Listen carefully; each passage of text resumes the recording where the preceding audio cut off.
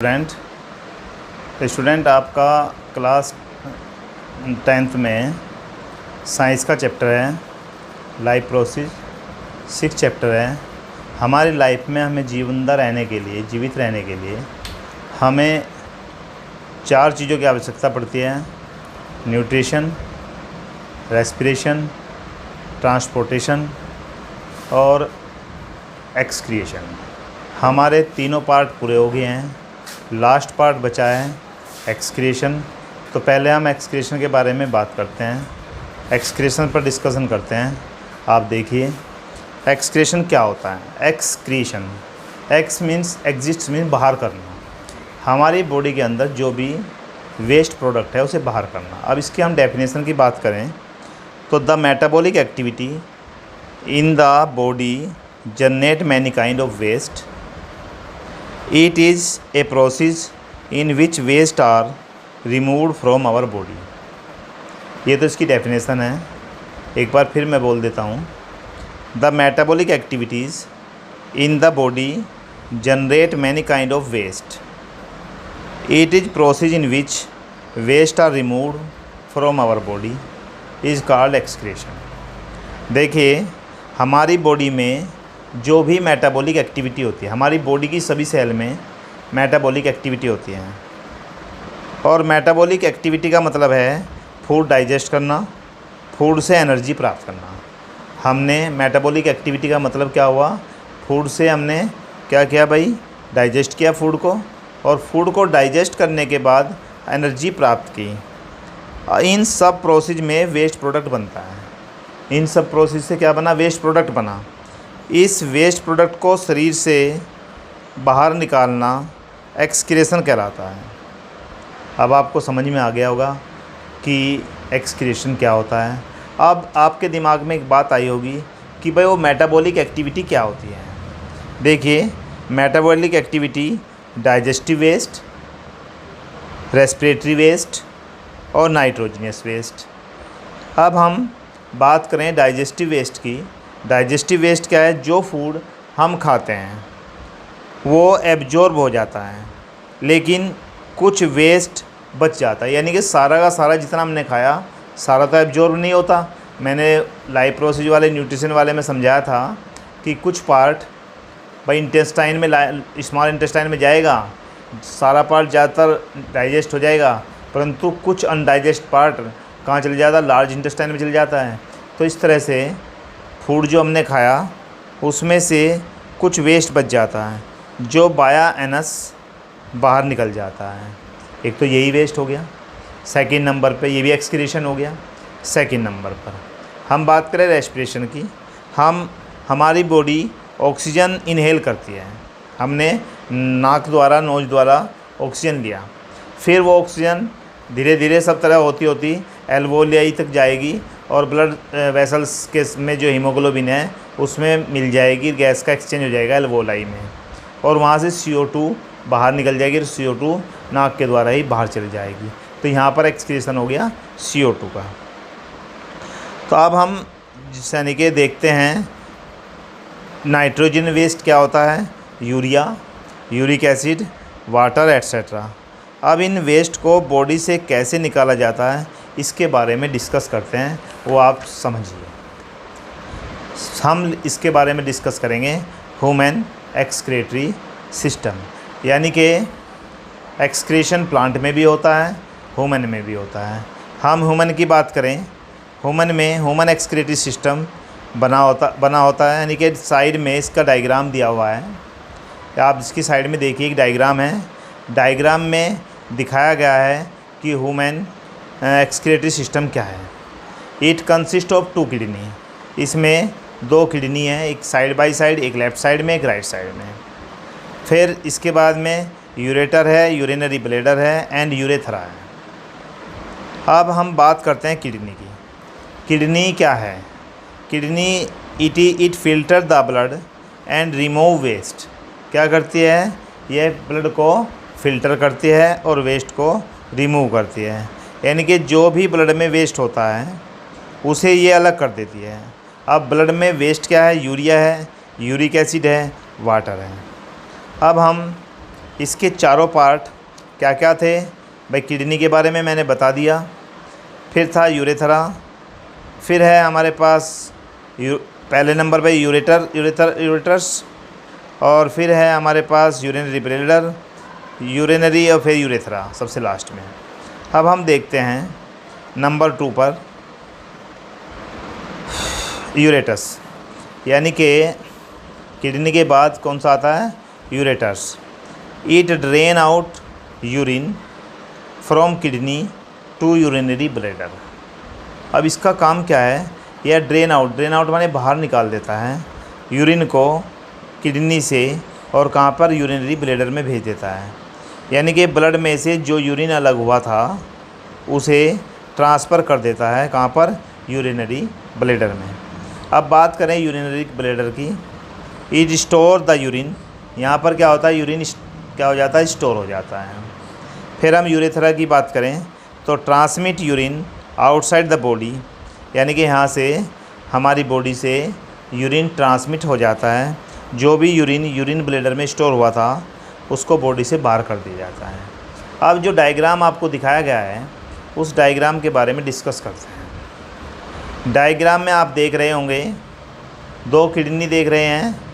Kidney में blood आता है, आप देख रहे हो किडनी, दोनों तरफ किडनी है, किडनी में ब्लड आता है, और रेनल आर्टरी से जो भी रीनल आर्टरी दिख रही होगी आपको, उस पर लिखा हुआ है जो आर्टा है इससे कनेक्ट होती है। यानी कि रीनल आर्टरी किससे कनेक्ट होती है? और एओर्टा से। अब रीनल आर्टरी रेड कलर की है, आपको इसमें दिख रहा होगा रेड कलर की, और उसके बाद वाली जो ब्लड वेसल्स दिख रही है इसमें से ब्लड दोनों किडनी में आता है। आप एक बार और समझिए, यानी कि डायग्राम में आपने 2 किडनी देखी, किडनी में ब्लड आता है। अब ब्लड कैसे आता है? रीनल आर्टरी से जो आर्टा है हमारे पास, जो ये आर्टा है इससे कनेक्ट होती है। आर्टा किससे कनेक्ट होती है? रीनल आर्टरी से। अब रीनल आर्टरी से रेड कलर की देख रहे होंगे तुम, रेड कलर की वाली जो ब्लड वेसल्स है दिख रही है, इसमें ब्लड दोनों किडनी में आता है। इसके बाद किडनी यूरिन को अलग कर देती है। अब किडनी में क्या हुआ?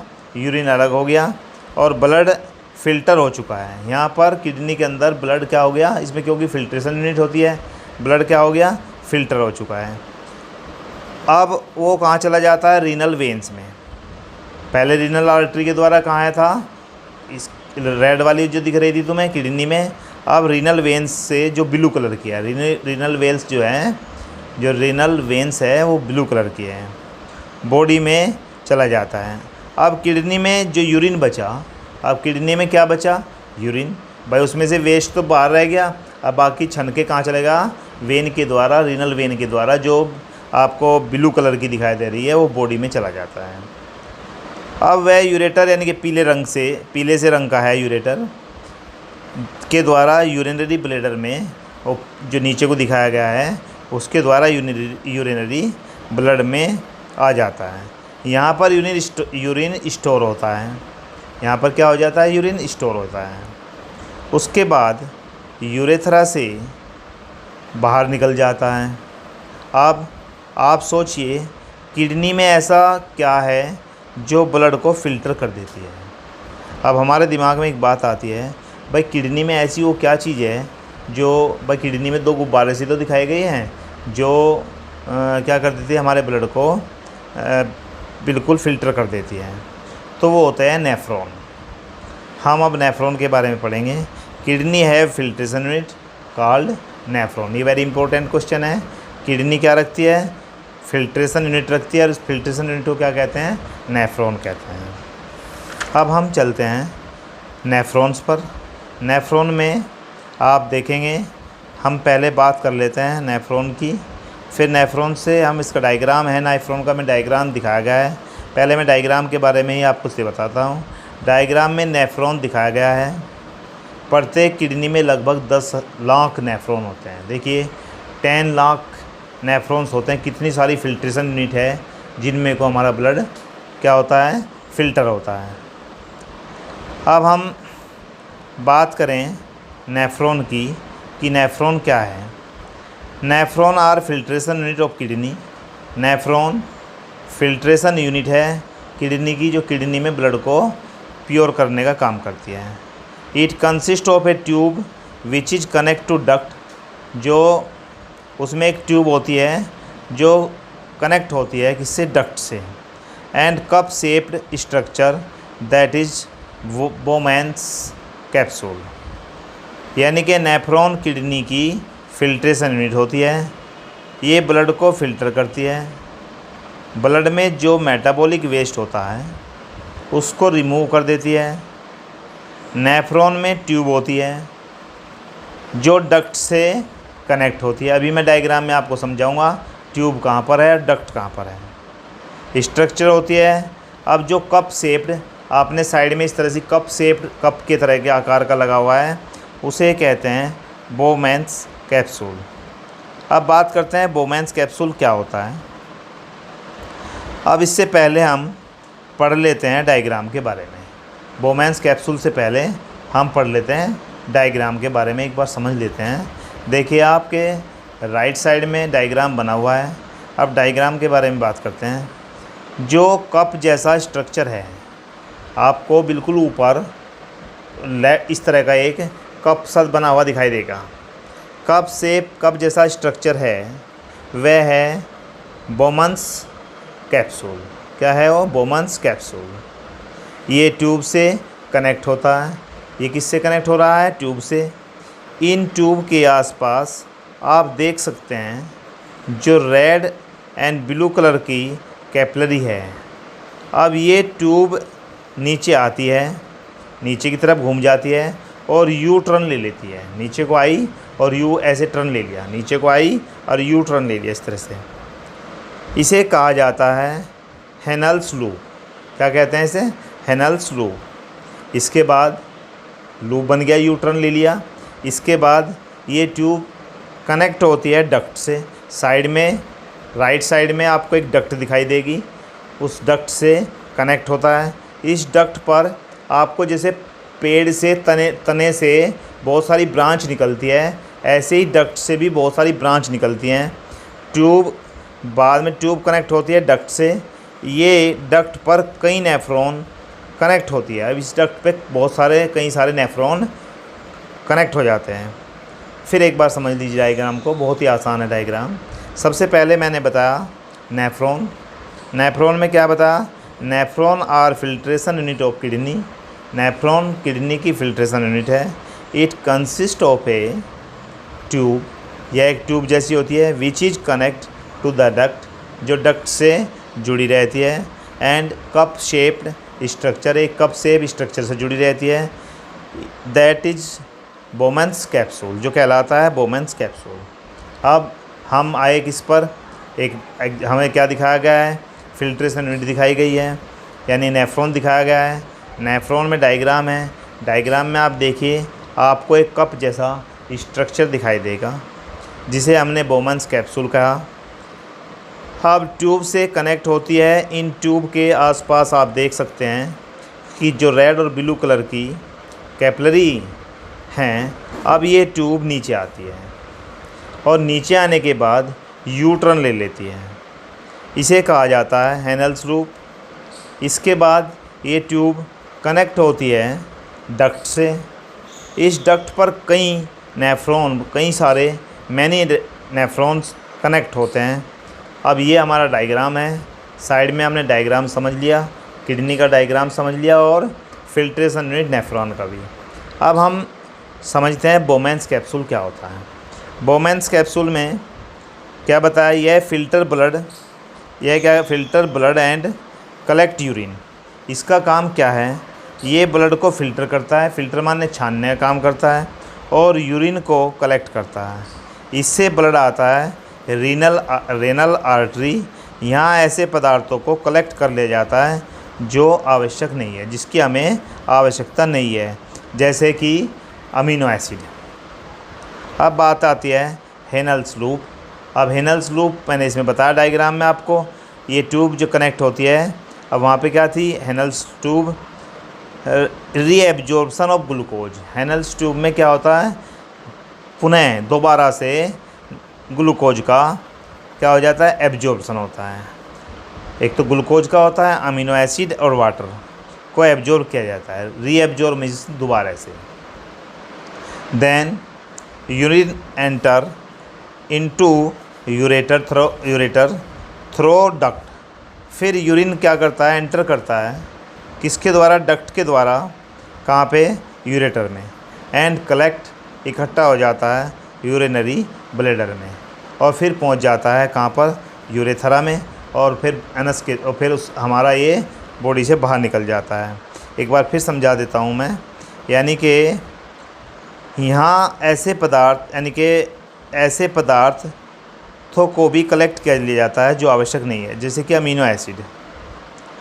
अब हैनल्स लूप में क्या हुआ, दोबारा से ग्लूकोज, अमीनो एसिड और वाटर का एब्जॉर्ब किया गया। अब जो बचा हुआ है वो डक्ट में आ जाता है और उसे यूरेटर की सहायता से यूरिनरी ब्लड में भेज दिया जाता है, जहाँ से बाहर सप्लाई हो जाता है। अब इस तरह से किडनी का पूरा फंक्शन था। ये था ह्यूमन एक्सक्रीटरी सिस्टम। अब हमारा एक और बचा, ह्यूमन एक्सक्रीशन इन प्लांट। छोटा सा पार्ट है 5 मिनट का, मैं इसको भी बता देता हूँ। जिस तरह से ह्यूमन में वेस्ट प्रोडक्ट बाहर निकलता है, ऐसे ही प्लांट में भी वेस्ट मटेरियल होता है, और उसे वो कैसे रिमूव करता है उसके बारे में हम पढ़ते हैं। Plant remove oxygen. देखिए, हम रिमूव क्या करते हैं, CO2। हमारा एक्सक्रीशन क्या होती है, रेस्पिरेशन में CO2, परंतु प्लांट क्या करता है, ऑक्सीजन, थ्रो स्टोमेटा के द्वारा। मैंने स्टोमेटा आपको रेस्पिरेशन इन प्लांट में समझा दिया था। Excess water removed through the stomata by transpiration process. और प्लांट, थर्ड पॉइंट है, plant also lose some old leaves and barks. यानी कि पहले पॉइंट को, एक एक पॉइंट को समझाते हैं। Plant remove oxygen through stomata. Plant को CO2 की नीड होती है भोजन बनाने के लिए, और वेस्ट होती है ऑक्सीजन, इसे यह रिमूव कर देता है स्टोमेटा की सहायता से। सेकंड पॉइंट था excess water removed through stomata. जो भी पानी ज़्यादा मात्रा में एक्सिज है उसको भी रिमूव करता है। प्लांट में एक्सिज वाटर होता है, उसे स्टोमेटा द्वारा ट्रांसपिरेशन होता है एरियल, ऊपर जो पत्तियों में पानी चलेगा वहाँ से एटमॉस्फेयर में चला जाता है। फिर थर्ड पॉइंट है plant also lose some old leaves and barks. फिर प्लांट क्या और रिमूव क्या कर सकता है, समय समय पर जो पुरानी पत्तियाँ होती हैं वो नीचे गिर जाती हैं, या उसके तने जो सूख जाते हैं वो नीचे गिर जाते हैं, या उसकी छिलक, बार्क जो नीचे गिर जाते हैं और नए निकल आते हैं। तो इस तरह से हमारा चैप्टर कंप्लीट हो जाता है। इस चैप्टर के मैंने चारों पार्ट करा दिए, आप चारों पार्ट को अच्छी तरह समझें और करें। Thank you.